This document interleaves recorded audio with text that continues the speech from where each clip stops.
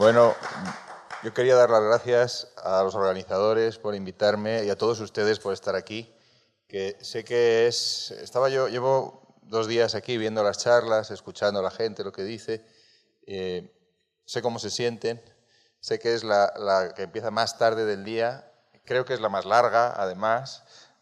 Y además, no solo eso, sino que todos los chistes ingeniosos sobre esto de la inteligencia artificial ya se han contado en los últimos 2 días. O sea que lo voy a tener muy difícil.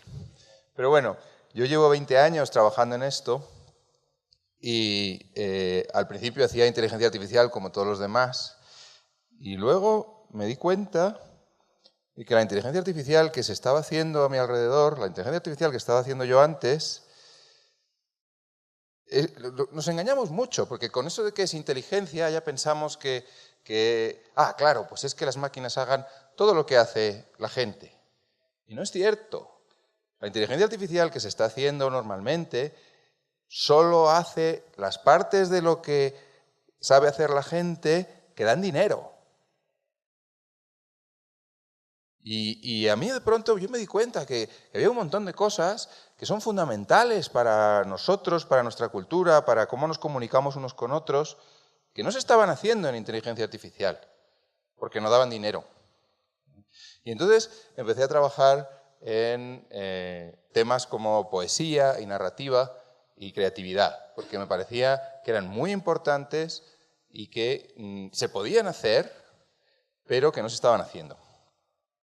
Y entonces lo que les quiero contar hoy, este es un poco un resumen de lo que tengo para contar hoy, y no he podido evitar introducir al principio un poquito de reflexión sobre todas estas ideas que llevamos manejando 2 días aquí, de si es bueno o no es bueno que las máquinas sepan hacer todo lo que hacemos nosotros, o si deberíamos limitarlas solo a algunas cosas, y si tenemos que elegir, ¿qué cosas?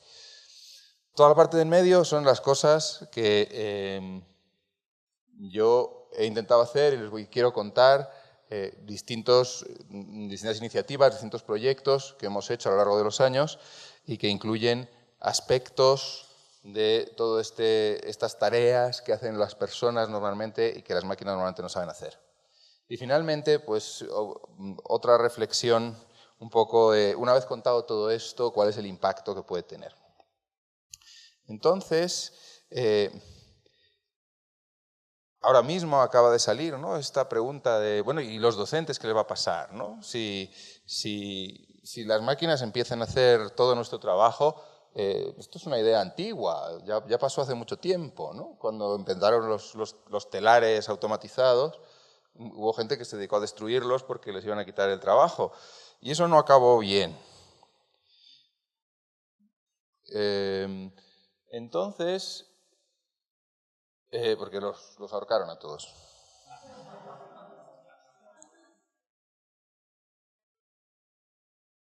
Entonces, tenemos que pensar un poco, porque nosotros no nos damos cuenta, pero las máquinas ya están en nuestras vidas. Todos llevamos un móvil en el bolsillo y hemos delegado un montón de cosas ya. Nadie recuerda los teléfonos de su familia, nadie sabe hacer una multiplicación, nadie sabe cómo se va desde aquí al Zócalo. Todo eso ya lo hacen los móviles, ¿no? Y tenemos todas estas cosas que están en nuestras vidas desde hace mucho tiempo, además, y que son máquinas que hacen cosas que antes hacía la gente, y sin embargo no nos parece nada mal. No decimos, ay, pobres todos aquellos señores que antes se ganaban la vida lavando ropa, que destruyamos todas nuestras lavadoras para que estos señores vuelvan a trabajar. No, hombre, no. Porque además, esto ya no funciona así. No solo esos señores ya no lavan ropa, sino que ahora, en vez de que cada uno tenga que pagar a otro señor para que le lave la ropa, cada uno tenemos una lavadora y la lavadora nos lava la ropa a cada uno. Y eso es importante. Los cajeros automáticos, los pilotos automáticos en los aviones, y ahí hay una delegación de responsabilidad muy grande. Estamos poniendo nuestras vidas en manos de una maquinita que lleva el avión de un sitio a otro y nos podemos matar todos si aquello no funciona. Entonces esto hay que tenerlo muy presente porque cuando nos hablan de otras cosas nuevas, el miedo, el cambio siempre nos da miedo y eso es preocupante. Pero yo quería además analizar un poco más en detalle cómo estas máquinas se han hecho sitio en nuestras vidas y por un poco por intentar, con una analogía, con una de estas máquinas que sí que tenemos más presente y ver hasta qué punto este miedo que nos da a delegarle responsabilidades a las máquinas está fundado y hasta qué punto el cambio que pueda suponer en nuestras vidas de verdad nos debe asustar. En concreto, con respecto a esto yo siempre que cuento estas historias, llevo muchos años trabajando y he tenido ocasión de contarlas en muchos foros, y recuerdo una vez en Oviedo, creo que fue, que en una de estas, al terminar mi presentación, acababa de presentar un programa que hacía poesías, se levantó una voz al final de la sala, decía: lo que usted hace es una barbaridad. Y bueno, era una señorita que estudiaba literatura y que le parecía que la literatura era lo más maravilloso del mundo y que yo estaba destruyendo su gran ilusión, ¿no? Pero sin embargo, la literatura en concreto es una cosa que ya tenemos delegada hace muchísimo tiempo. Tenemos esta idea del poeta en su torre de marfil, que es el que nos escribe la poesía. ¿Cuántos de nosotros escribimos poesía? Pero muchos leemos poesía. Eso está totalmente delegado. Nadie le preocupa que le quiten su derecho a escribir poesía. Si ya la poesía que lee ya la escriben otros siempre. Entonces eso no va a ser muy doloroso. Por otro lado, ¿por qué íbamos a delegar una cosa tan importante? Y, hombre, evidentemente hay que saber qué delegar y qué no. Pero yo les voy a poner un ejemplo que espero que les resulte ilustrativo. Porque no siempre toda la tarea de llegar hasta que nosotros consumamos la poesía es cierto que la hagan mucho mejor las personas. Por ejemplo, esto es un poema de Federico García Lorca, manuscrito por él. Yo desafío a cualquiera de ustedes que no se lo sepa a leer más de 3 palabras seguidas. ¿Vale? La versión escrita a máquina se lee mucho mejor. Lo cual no quiere decir que no nos haga falta Federico para darle contenido, pero bueno, hay que saber en cada caso cuáles son los aspectos que hacen mejor las personas y cuáles los que no. Y yo creo que todo el resto de mi charla, en principio, lo que quiero es trabajar esa idea y ver hasta qué punto esa idea que decía Jorge, no tanto, ya vamos a cambiar el poeta en su torre de marfil por una máquina. No, vamos a generar esas máquinas de escribir, esas herramientas para que los poetas determinadas actividades las puedan hacer más cómodamente o las hagan de manera que nos resulten más cómodas a nosotros. ¿Y por qué ocurre eso? Pues este aparato que forma parte integral de nuestras vidas y ya no nos molesta nada, pero tampoco consiste en, ya lo hace todo. Todos sabemos que, aunque esta máquina hace muchas cosas, no las hace todas. Y la gestión de la colada, aunque tengamos una lavadora, requiere toda una serie de procesos complejísimos. Y esos los tenemos que seguir haciendo nosotros. Entonces, cuando hablamos de estas soluciones, precisamente, sobre todo al principio, pues son soluciones para tareas muy específicas que no consisten en, ya no necesitamos a nadie más, vamos a cambiar a la persona que se dedicaba a esto. Lo único que va a ocurrir es que la persona, en vez de estar horas flotando en el río sobre la piedra, pues ya solo tiene que hacer estas cosas que quedan aquí. Entonces, el mundo de la creación literaria es complejísimo, es uno de los más complejos dentro de las actividades humanas, intelectuales. Esto es un dibujo que encontré por ahí de un montón de cosas, un montón de visiones posibles, de momentos específicos de la tarea creativa que existen en la vida de los escritores, ¿no?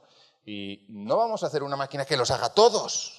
Lo que es nuestro trabajo, además, como ingenieros, es el mismo que el de las lavadoras. Se trata de encontrar de todo eso cuáles pueden ser tareas concretas que sí que tengan un modelo simple, que sí que puedan hacerse eficientemente y que posiblemente, si se las proponemos a los escritores, nos digan, uy, menos mal, ya no lo tengo que hacer yo.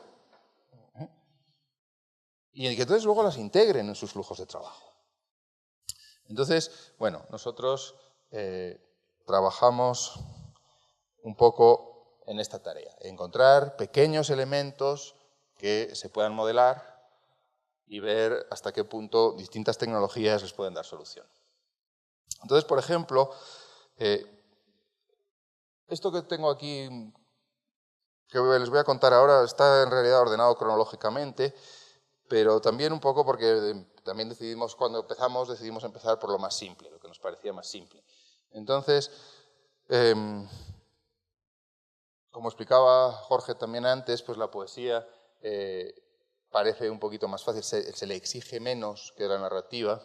Esta idea de la licencia poética, bueno, no se entiende mucho, pero suena bien, ¿no? Pues venga, vamos a probar con eso, que seguro que sale mejor. Pero tampoco, yo me gusta decir que lo que estamos haciendo no son programas que generan poesía, no son programas poetas, son programas que versifican, porque la parte que hemos conseguido modelar en esta misma idea que estaba contándoles antes, no es la parte de comunicación. Yo tengo un sentimiento profundo que quiero transmitirles y voy a escribir una poesía que haga ese papel. Porque las máquinas no tienen esos sentimientos profundos. Pero lo que sí que encontramos que se podía modelar, que sí que tenía una estructura matemática y que sí que podía convertirse en una herramienta al servicio de un poeta, es precisamente la parte de contar sílabas, de buscar rimas e incluso, para poderla poner a funcionar, la tarea de encadenar palabras, poner una palabra tras de otra, que en el fondo es lo que hacen estas redes neuronales de las que estábamos viendo antes. Entonces, la magia detrás de todo eso reside un poco en... Si yo pongo esta frase aquí y les digo que hay un hueco ahí, casi todos ustedes pueden imaginar cuál es la palabra que seguiría ahí, ¿no? Y se les pueden ocurrir algunas que pudieran encajar ahí, y estas encajan más o menos bien. Si les digo que además puede haber otras después, igual hay otras que también dicen, pues entonces también esta. A lo mejor hay otras que, bueno, a lo mejor pero ya no queda tan bien, y luego hay otras que claramente no encajan. ¿Por qué ocurre esto? Básicamente, pues, bueno, porque sí, unas tienen sentido y otras no, pero resulta que si partimos de un conjunto de textos y estudiamos, los ejemplos para los que tenía los números estaban en inglés, así que me temo que están en inglés, pero si tenemos la cuenta de cuántas veces ocurren esas palabras unas detrás de otras, entonces, utilizando fórmulas matemáticas basadas en probabilidades, podemos de verdad numéricamente predecir, en un caso como este que teníamos aquí, cómo de probable es cada una de estas palabras como continuación de esa frase. Y entonces eso nos permite crear un programa que, si le vamos diciendo, no, tienes que poner solo cosas que tengan una cierta probabilidad de ocurrir después de lo que ya hemos dicho, pues generan un texto más o menos razonable. Y mis primeros programas estaban entrenados con poesía. Los alimentaba con un montón de poesías y entonces luego generaban poesía. Y en un momento dado me pareció que aquello era trampa, porque bueno, claramente si estás dándole poesía, pues sabe hacer poesía. Y dije, vamos a probar una cosa nueva, que es, vamos a entrenarlo con textos para que el texto sí que le dé la probabilidad de que las palabras se encadenen, pero que no sean poéticos. Y codificamos las reglas de la métrica, que son matemáticas y son más o menos fijas, y hacemos que la imponga sobre estos textos. Y a ver qué pasa. Y construí este pequeño programa que alimentamos con este corpus. Y lo hicimos con este corpus. La historia de esto es que trajimos un día una clase de alumnos de primaria durante la Semana de la Ciencia a nuestra facultad para que jugaran con el generador de poesía. Entonces dijimos, venga, vamos a hacer que genere poesía sobre cosas que les puedan decir algo a los niños, ¿no? Y entonces pues eran grandes novelas de aventuras. Y ahora verán que eso ha tenido un impacto luego en el resultado. Entonces, pues entrenamos con este corpus, pusimos a generar, y esto es un ejemplo de un soneto generado por el programa. El soneto, el programa lo que hace es le damos una palabra, en este caso eran celos, y el programa genera la poesía. Entonces, ¿qué pasa? Claro, le estamos pidiendo que hable de los celos a un programa que no sabe nada de amor, porque todas estas novelas que ha leído eran más o menos decimonónicas, pero para niños, ¿no? Y es muy curioso porque también sabe de lo que sabe, como igual que los poetas humanos, escribe sobre las cosas que ha leído. Entonces sale un poema que está, como está Tarzán de los monos, el libro de la jungla, y tal, pues ahí se ve. Está lleno de monos, lleno de lobos, lleno de cachorros, porque sabe de lo que sabe.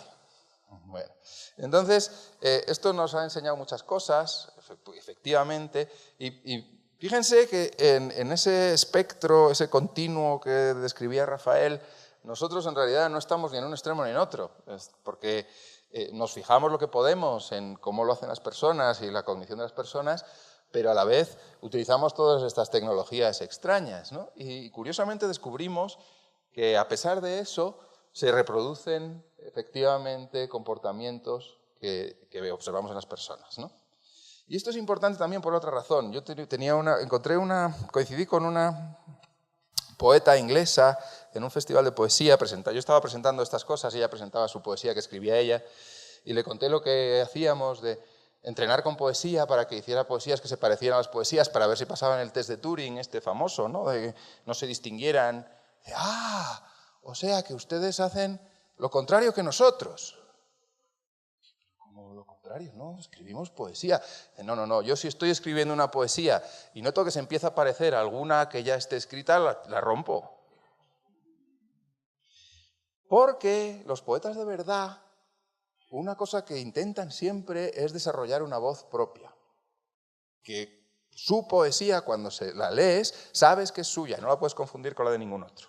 Bueno, pues este pobrecito tiene una voz claramente reconocible. También tenemos versión en herramienta, que aquí va generando los versos y allí enseña un poco las tripas. Se ve un poco la división en sílabas que él ha encontrado, el número de sílabas y la rima que identifica para cada verso.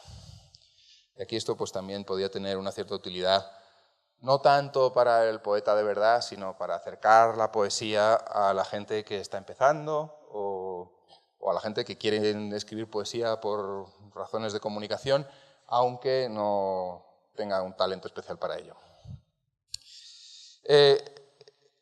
Algunos de estos poemas se publicaron en un libro. Este es un libro, Dionisio Cañas es un poeta de La Mancha, en España. Carlos González Tardón es un psicólogo y escribieron este libro. Y su pregunta era esta: ¿puede un computador escribir un poema de amor?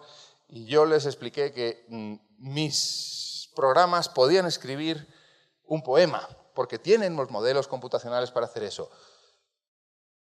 Ya lo del amor es un poquito más complicado, porque desde luego mis programas no tienen modelos computacionales del amor y tampoco creo que sea muy viable construirlos. Y por tanto, pues hablan de lo que hablan, como han visto, pero de amor poco. Otra cosa que, viendo esto también, pues como les decía, esto está un poco en orden cronológico, viendo cómo los poemas que salían, decíamos, bueno, pero ¿qué podíamos hacer para que esto tuviera un poco más de sentido? Bueno, pues estaría bien si contaran una historia. Y entonces empezamos a estudiar lo que se ha escrito sobre cómo están construidas las historias y demás. Y descubrimos que el mundo de los estudios literarios es una selva también.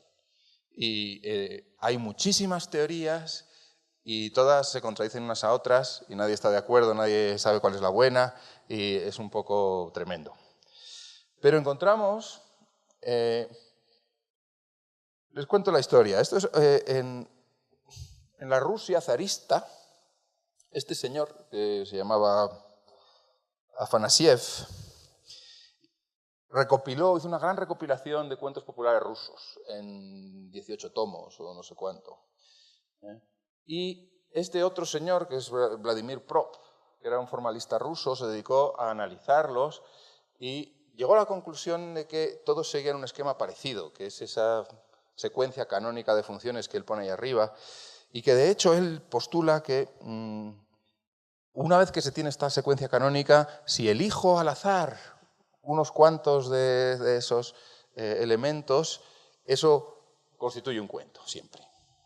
Y entonces empezamos a trabajar con la teoría de este señor. Esta es la morfología del cuento de Vladimir Prop, esa que se ha mencionado tantas veces, y que se publicó en Occidente mucho más tarde, en los años 40. Y él veía que todos los cuentos rusos tienen una secuencia de sucesos, si quieren. Esto es unas abstracciones de las cosas que pasan en el cuento que son importantes para el argumento, que básicamente empieza allá arriba, no sé si lo ven, con un tipo de villanía. Luego hay un héroe que se va de casa, se enfrenta con un villano aquí abajo. Normalmente siempre gana. En los cuentos de Prop nunca pierde el héroe. Eso luego tuvimos que irlo resolviendo más adelante. Y le pueden pasar más o menos cosas, pero normalmente hacia el final se castiga al malo y el héroe se casa. Y esto, pues bueno, nos daba un punto de partida, pero cuando empezamos a intentar ponerlo a funcionar y de verdad que hiciera cosas, descubrimos que le faltaban muchas piezas. Por ejemplo, que entre todas estas cosas, aunque suelen ocurrir en ese orden, hay conexiones. O sea, la villanía tiene relación con el castigo al villano al final, porque tienes que castigar al malo que ha hecho la villanía al principio, si no, no tiene ningún sentido la historia. El señor que se va de casa al principio del cuento debe ser el que vuelve a casa al final, también un poco por lo mismo. Y toda una serie de estos elementos tienen relaciones entre sí, sin los cuales no se consigue la coherencia de la narrativa que explicaba Rafael antes. Y de hecho, pues se han hecho varios intentos de convertir esto, aunque Prop es de, ya les digo, me parece que la primera publicación oficial de todo esto es del año 12, pero mucho antes de Noam Chomsky y la gramática, y por eso, yo creo que por eso se llama morfología del cuento. Si Prop hubiera conocido a Chomsky, lo habría llamado gramática del cuento. Pero lo que sí que ha ocurrido es que luego después, gente que sí que había conocido a Chomsky se ha molestado en traducir esto a una gramática, donde se ve un poco la estructura de un argumento y empieza con una serie de cosas, hay una serie de posibles caminos aquí abajo, pero bueno, esto es el tipo de cosa que nosotros podemos convertir ahora en una fórmula que nos va a permitir construir historias. Y construimos un sistema que hacía cuentos rusos, que se llamaba Proper Writer, una alusión cariñosa a Prop. Y lo presentamos en un congreso. Lo presentamos en un congreso en Londres en el año 2015 y lo teníamos allí funcionando, se ve ahí en un portátil, ahí estoy sentado yo, y me vengo en esa cara de circunstancias porque estando en ello aparecieron estos señores de la televisión, que también salen ahí, y les enseñamos esto muy orgullosos y nos dijeron, oiga, ¿y esto que usted tiene que hace cuentos rusos no se podría adaptar para hacer musicales? Digo, sí, hombre, claro. Ah, fenomenal, pues queremos uno para... Esto era en abril, dice, queremos uno para septiembre. Y ya empezamos a negociar con ellos. Fue muy bonito porque también ellos decimos, no, mire, verá, es que yo os le he dicho que se puede, pero es un poco más complicado. Lo hicimos para los cuentos rusos porque hubo estos señores antes de nosotros que recopilaron los cuentos, anotaron los cuentos, encontraron la estructura. Para poderlo hacer con los musicales tendríamos que hacer lo mismo con los musicales, y porque el musical seguro que tiene un vocabulario distinto que el cuento ruso. No, nada, no importa, se lo hacemos nosotros. Pero no, pero eso verá usted, eso es una tesis doctoral, seguro son muchos años de recopilación, tal. No, la semana que viene se lo tenemos hecho. Y efectivamente, digo, ¿pero cómo lo va a hacer? Dice, no, pues mire, usted subestima el poder de la televisión. Yo pongo un anuncio y digo que los que participen en esto, van a colaborar en un programa de televisión y se lo tengo hecho para la semana que viene. Y efectivamente,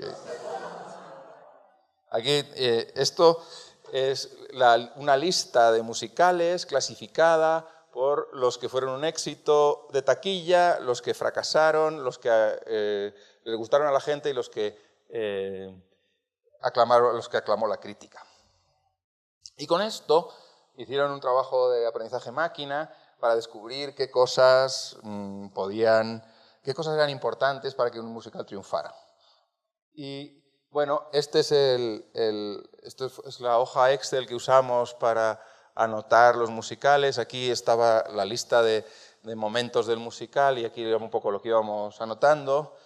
Y generamos un vocabulario para describir los musicales. No se imaginan la cantidad de cosas que le faltaban al pobre Vladimir Prop. Por ejemplo, ninguna de las funciones de Prop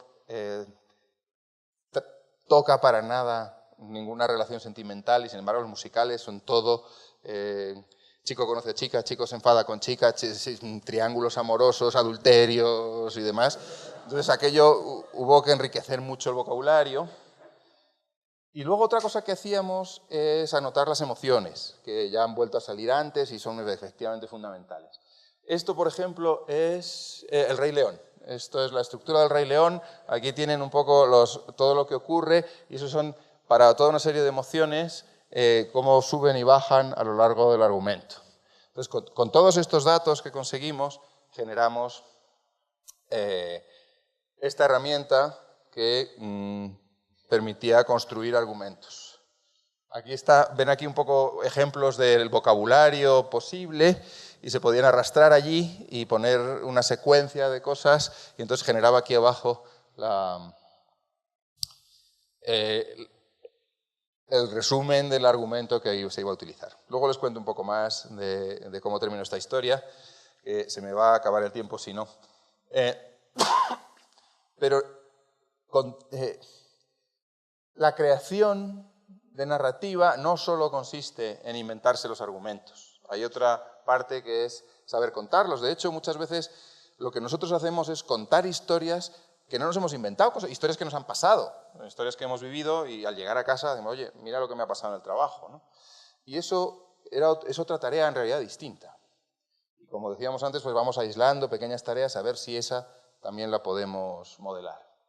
Entonces nuestra inspiración era un poco, pues por ejemplo, esto que ven aquí es la batalla de Waterloo, es un hecho histórico que ocurrió y sobre el que hay mucha documentación y de hecho pues sabemos dónde estaban situadas todas las tropas y cuáles fueron los movimientos y todo lo demás. Y además tenemos un montón de ejemplos de señores que estuvieron allí y que contaron lo que ven. Entonces sí que sabemos un poco que lo que se cuenta no es todo lo que ocurrió, sino siempre es un recorrido lineal posible, un discurso único que va saltando de un sitio a otro de una manera muy interesante y que estamos muy acostumbrados y ya no nos damos cuenta, pero las historias que nosotros consumimos siempre son lineales y la realidad que describen no lo es. Y todo proceso de contar historias incluye este mecanismo de linearización de la realidad. Entonces queríamos modelar esto. Y el problema, intentamos partir de aquí, pero no teníamos suficiente información. No existe nada que se parezca a un registro completo de dónde estaba cada uno de los que estuvieron en la batalla de Waterloo y todo lo que hizo, que es lo que nos haría falta para poder modelar esto. Pero, bueno, pues somos ingenieros y no saben esa historia, ¿no? De un ingeniero que le preguntan cómo se mide el volumen de una vaca. Y dice, bueno, supongamos que la vaca es esférica. Pues aquí es lo mismo. Como no tenemos datos para la batalla de Waterloo, nos vamos a buscar otra batalla distinta para la que sí que tengamos datos. Una batalla muy pequeñita, muy formalizada, muy simple, que es una partida de ajedrez. Y entonces, para una partida de ajedrez, que sí que tenemos los datos para miles de partidas de ajedrez, de dónde estaban todas las piezas en todos los momentos, lo que hicimos es desarrollar un sistema que cuenta no la partida, porque la partida, eso no sería equivalente a lo que nosotros vamos buscando. Lo que cuenta nuestro programa es, a partir de esta partida, primero reproduce el comportamiento que se hace cuando uno cuenta una historia. Primero, intentas imaginarte cómo ve la partida cada una de las piezas. ¿Cuál es la secuencia de impresiones de cada una de esas piezas? Luego, eliges cuáles son las piezas que van a ser protagonistas de tu historia. Y para cada una de esas piezas tienen una visión distinta. Y ahora tenemos que combinarla, tenemos que linearizarla. Y para linearizarla primero hay que en algún momento mezclarlas. Y luego, cuando están ocurriendo en paralelo, decidir por cuál empiezas y a dónde vas y cuándo saltas de una a otra. Y cuando tienes todo eso, generar un discurso. Y esto también existe, es una herramienta que existe. Esta tiene menos gracia porque, en el fondo, lo que hagan las piezas de ajedrez a nadie le importa, pero también nos ha servido para entender la naturaleza computacional de estos procesos de contar historias. Y bueno, ahora estamos avanzando. Esto es un trabajo del 2012 y hemos seguido trabajando, pero este es el que estaba más completito. Los demás es que están todavía avanzando, pero sin terminar. Y también otro ingrediente importante, oculto por debajo de todo esto, es la necesidad de validar las historias, ¿no? También lo contaba Wendy antes, ¿no? Generar nada más no sirve para mucho. Las máquinas son capaces de generar 10.000 historias y no sabemos qué hacer con 10.000 historias. Necesitamos que nos diga de esas 10.000 cuál es la buena para leernos, ¿no? Entonces hay que desarrollar métricas, hay que desarrollar algo que nos sirva, una función que cuando le das una historia generada por una máquina te diga esta sí merece la pena que la leas o esta no.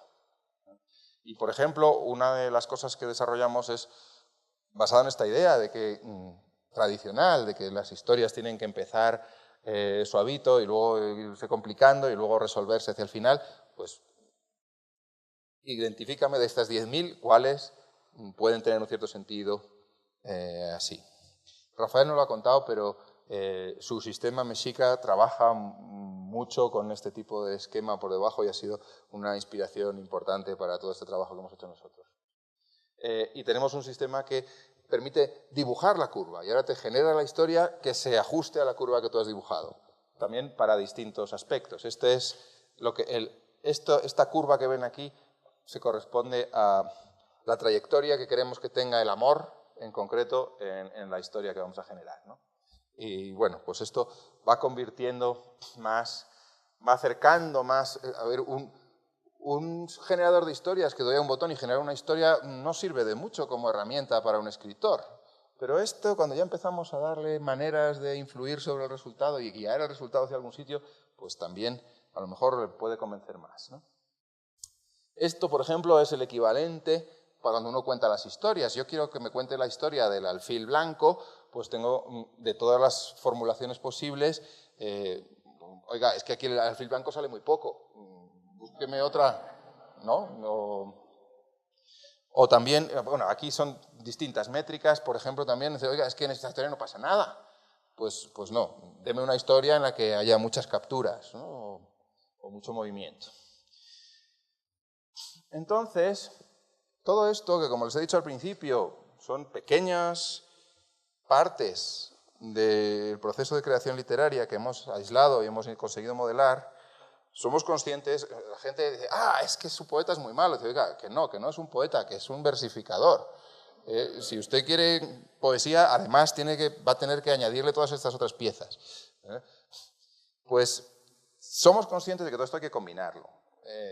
Los ingenieros les encanta esta idea de, como la tarea es muy compleja, la voy a simplificar y resuelvo la tarea simple, la divido en trocitos y resuelvo los trocitos, pero eso hay que aceptar que conlleva un poco un compromiso de, bueno, y cuando tenga los trocitos resueltos los vuelvo a componer, ¿no? Para hacer una cosa más compleja. Entonces, ahí todavía no hemos llegado, pero sí que empezamos a ver un poco cómo puede funcionar.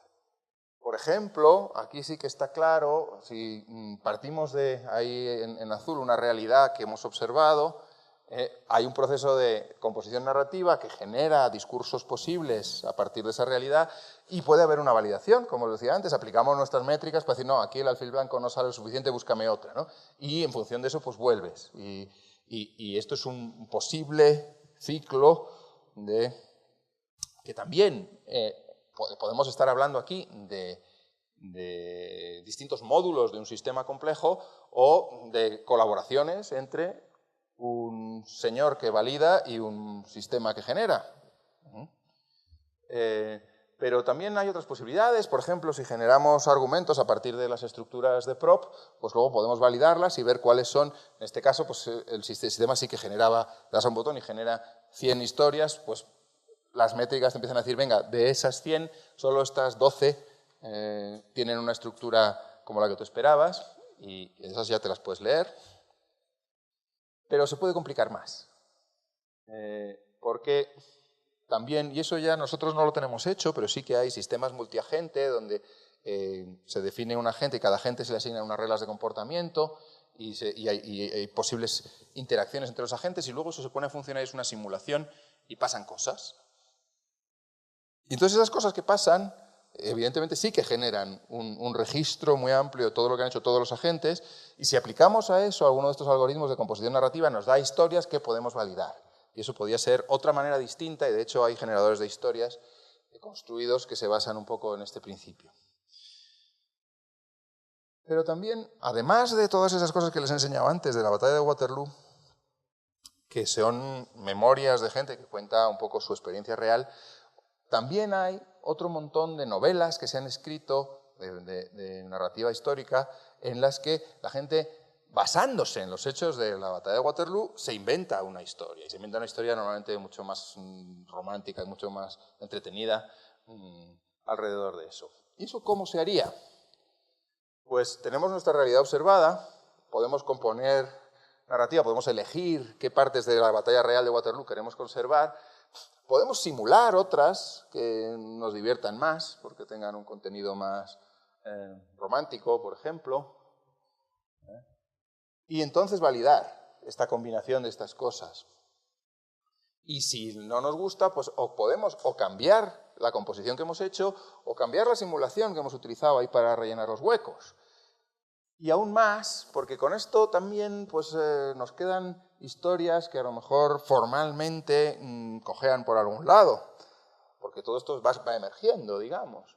Entonces, la versión más compleja que se nos ocurre ahora es esta, donde combinamos hechos observados en la realidad, simulaciones de comportamiento de cómo pueden reaccionar estos si él está enamorado de ella, pero ella está enamorada de un tercero, con estructuras de estas de, no, quiero que al final gane el bueno, o cosas así. Y todo también con sus ciclos de realimentación para recomponer. Porque también hemos descubierto, y ahí jugamos en el otro extremo del campo con Rafael, que la creación literaria que hacen los autores humanos nunca es de doy a un botón y la hago entera, sino yo escribo, lo leo, lo reescribo, lo borro, lo tiro, reescribo el primer capítulo, tiro los 3 segundos, vuelvo a escribir otro poco, y es un proceso muy que incluye una cantidad muy grande de revisión periódica. Bueno, y pues estos son pequeñas piezas, somos muy conscientes de que no hacemos más que arañar la superficie de lo que es el proceso de creación literaria de las personas y que nos faltan muchísimos elementos que no estamos mirando, pero cada vez que lo presento me dicen siempre lo mismo. Dicen, bueno, ¿y esto dónde se puede aplicar? ¿Para qué se va a usar? Y digo, hombre, pues la próxima novela la va a escribir una máquina.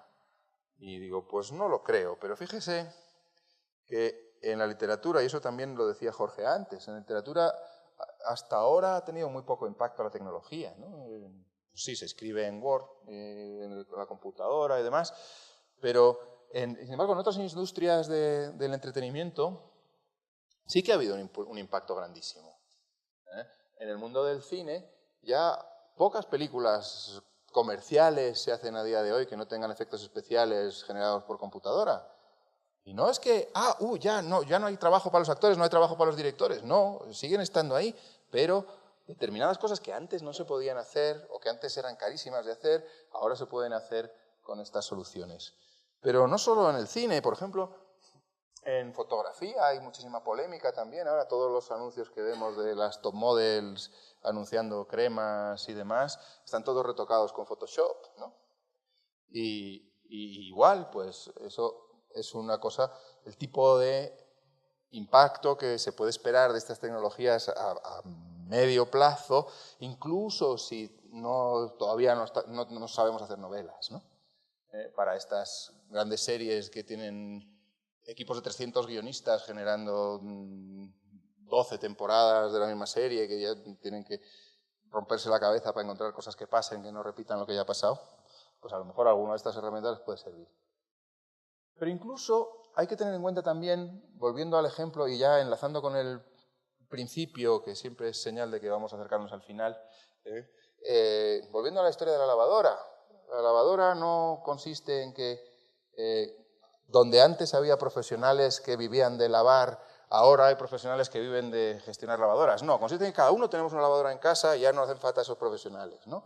Pues a mí me resultó muy curioso esto, que el mayor uso de Photoshop no es en las revistas de moda, es que todo el mundo que se hace selfies, el porcentaje que antes de colgarlos en las redes los retoca un poquito para quitarse el Michelin y la arruga y ponerse más pelo y tal, es altísimo. Entonces, aquí es donde a lo mejor esas herramientas, yo no creo que nunca llegue los generadores de poesía a desbancar a los poetas humanos, pero que el señor que quiere escribir una poesía a alguien muy cercano a su corazón y no se le da muy bien, pueda recurrir a alguna de estas cosas, eso sí que lo veo más probable. Bueno, y ya volviendo a otra historia, abril de 2015 nos embarcan en esta aventura. En febrero de 2016 fue el estreno. En noviembre de 2015 empezaron los ensayos. En septiembre empezaron a montar las piezas a partir de todas las herramientas que les habíamos dado de programas. Y en ese tiempo es el que tuvimos para desarrollar la herramienta. La obra se estrenó en Londres, estuvo 2 semanas en cartel, en el West End, donde se estrenó en el mismo teatro en que se había estrenado, ¿qué es? Esperando a Godot. Y tuvimos muchas críticas muy curiosas en prensa. Salimos en todos los grandes periódicos. Y a mí me gustó, la que más me gustó fue una que decían: ¡qué gran oportunidad perdida! Una cosa que podía haber sido tan futurista y tiene los mismos problemas que los musicales de siempre. Y entonces es cuando entendí que habíamos triunfado.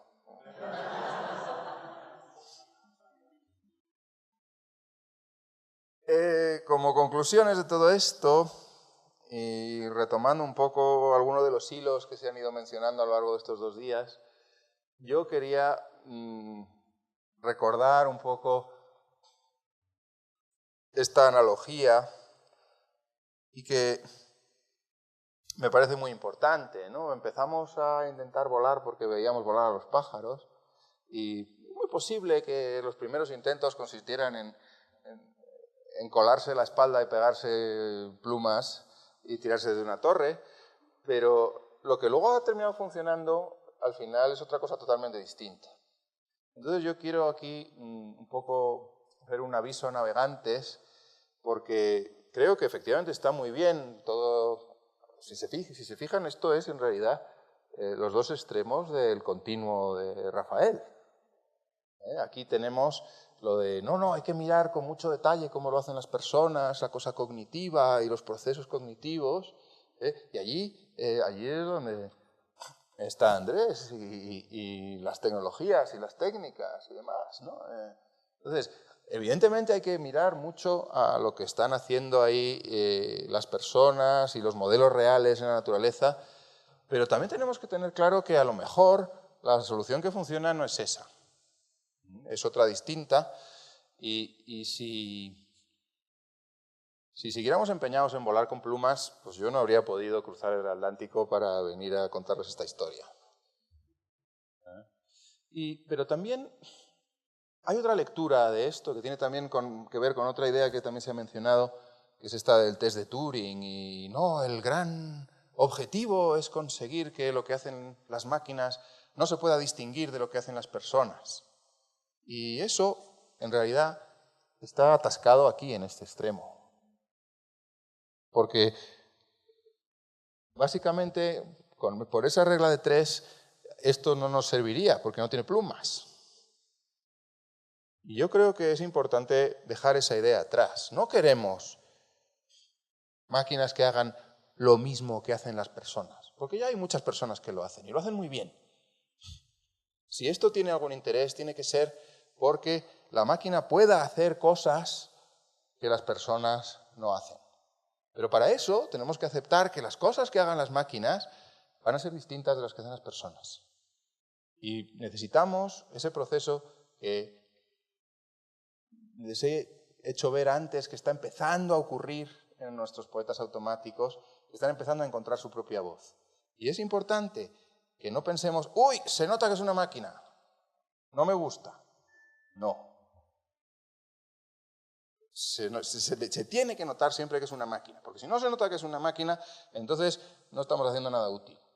La cuestión no es si se nota que es una máquina o no, sino si lo que está haciendo tiene interés o no. Y a lo que tenemos que aspirar es a que las máquinas hagan cosas que se vea que son de las máquinas, que se vea que son distintas de las personas, pero que tengan sentido de por sí. Y bueno, aquí ya la parte formal de los agradecimientos. Agradecimiento a Wingspan por embarcarnos en la aventura del musical y a todos los voluntarios que anotaron aquellos musicales. Y muchas gracias.